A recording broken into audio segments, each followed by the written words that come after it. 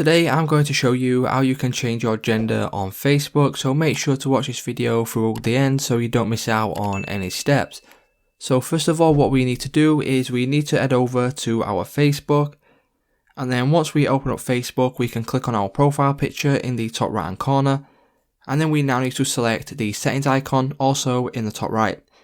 Once we click on this, we need to select profile settings. And then once we select profile settings, we will need to select privacy. So select privacy and then click on manage your profile. Once we click on manage your profile, as you can see under basic info, there is now an option for your gender. So what you need to do is click on edit in the top right of basic info, and you'll be brought to this page right here. So you've got a choice of female or male. And what you've also got is you've also got the option for more options, and there you can go ahead and customize it right there. So it's just that simple, guys. If this video did help you out, please leave a like on today's video, and I will see you in the next one.